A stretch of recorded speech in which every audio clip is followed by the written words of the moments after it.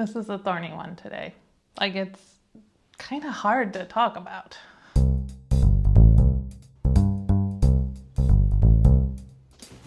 I am not a psychologist or a psychiatrist. I am just a person who is dealing with mental illness and trying to learn as much as I can so that I can become as healed as I can and live as good a life as possible. And as I learn, I share with you. I have been learning a lot recently about childhood emotional neglect.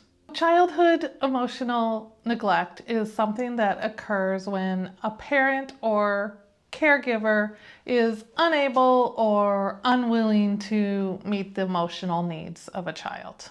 When a child's emotional needs are neglected, when they are ignored or not dealt with, what happens is that children learn to suppress their emotions. They learn that the things that they're feeling are not valid and should not only not be expressed, but should not even be felt. And recent studies have confirmed that it's more than just a mental thing that happens, it's also a physical thing. Because humans and other animals use a chemical called oxytocin to support social bonding and interaction. And when children's emotional needs aren't met, their oxytocin pathways and receptors actually do not develop in the same way as a child who has been emotionally nurtured. And those impacts, both mental and physical, can be seen all the way up through adulthood. There is a clinical psychologist, Dr. Jonice Webb, who has been at the forefront in increasing awareness of childhood emotional neglect. Her 2012 book called Running on Empty was the first ever book written on the subject. And I have not had a chance to read that yet, but I have been exploring her website and her many, many articles that she's written. And I'm going to lean a lot on her definitions and lists of symptoms in this video. And that's what I'm going to share today. The symptoms that resonated with me, the questions that you can ask yourself to see if maybe childhood emotional neglect has played a role in your life. And then I'm going to talk about what's so insidious about this and what makes it so difficult to discuss. And my goal here is not to be your therapist or your doctor, but to be your mental health companion as you explore and research these things the same way that I am. So if you have any insights of your own after seeing this, share them in the comments. I will share mine here and we will pool our knowledge to better our lives.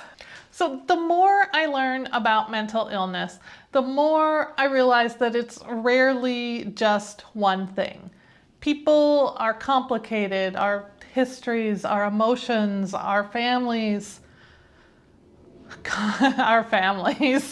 For many mental health conditions, there are root causes like trauma, neglect, and abuse.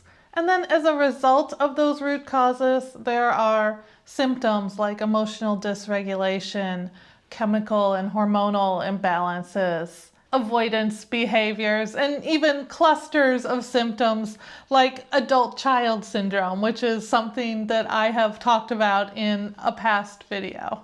And then finally, on top of all of those, there are diagnoses, which simply take into account the root causes and the symptoms in order to classify and categorize the disorder to point to a course of treatment.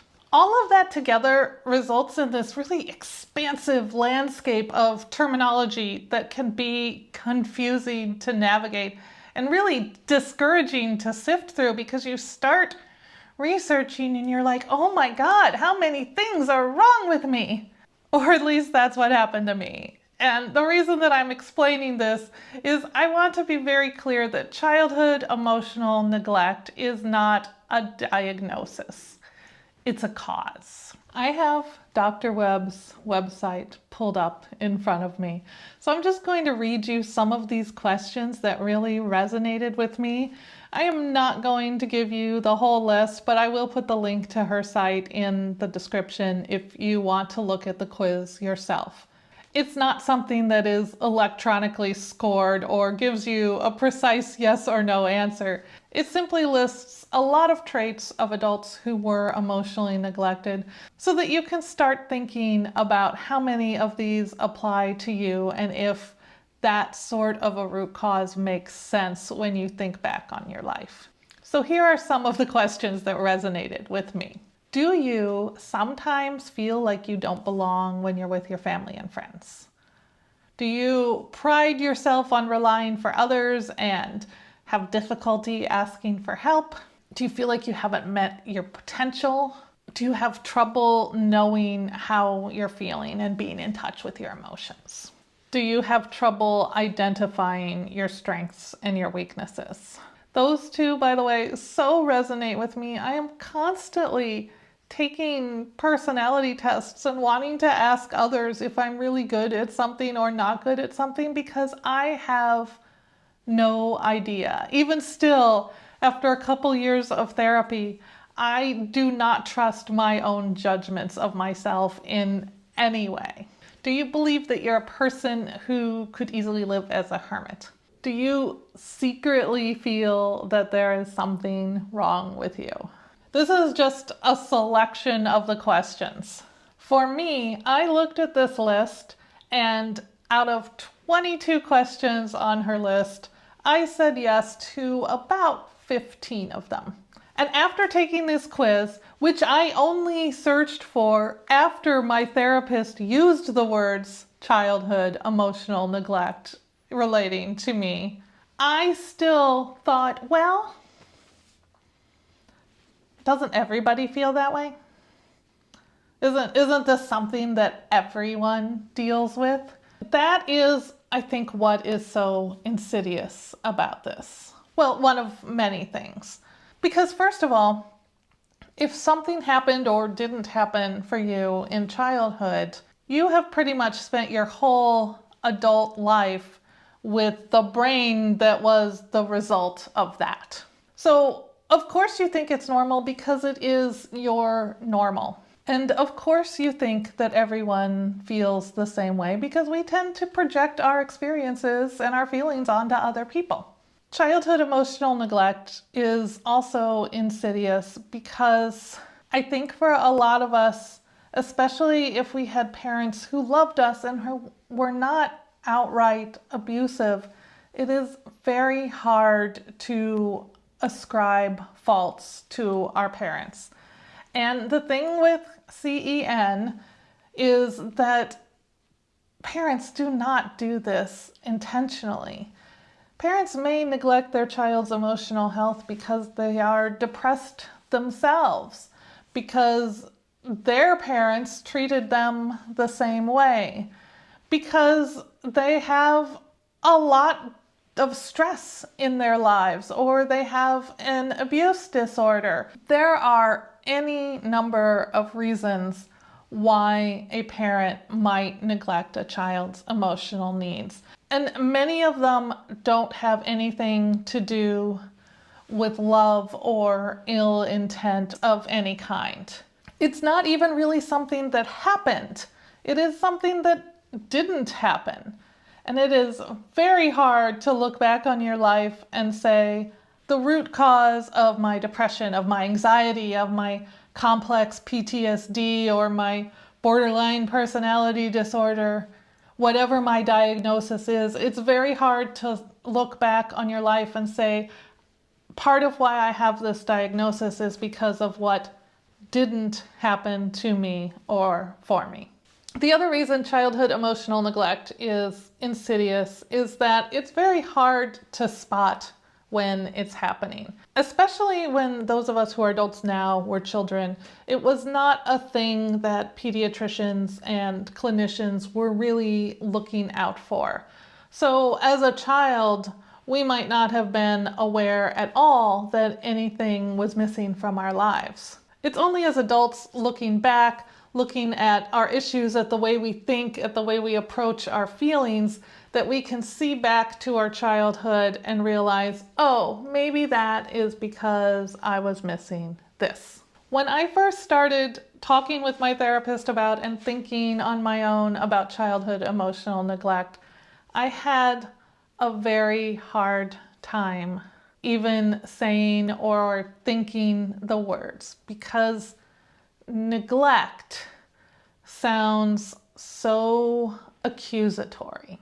And in my head, my job as a child was to love my parents, to make them happy, to make them proud, to not be spoiled or lazy or bratty or selfish. And those ideas have been running through my head for 45 years. It wasn't until I started saying them out loud that I began to realize that that wasn't my job at all as a child. My job as a child was to be loved, to learn how to function in a family and society, and to learn how to understand and manage my own feelings as my brain was developing. And as a child, that was your job too. So if you're still holding on to those messages from a childhood that said that you were responsible for way more than any child ever should have been responsible for, I urge you to start rethinking that and start reframing your childhood to understand that maybe something was missing. And that's what neglect is. It's the lack of something. So if this video resonated with you at all, if you'd like to hear more from me and go through this mental health journey together, please give this video a thumbs up and subscribe if you are not subscribed already. I would love to have you become part of the community here and get to know you better. Until next time, I am wishing you love and joy and all of those good things, and I can't wait to talk to you again. So here are some of the questions that resonated, Mike. So here are the some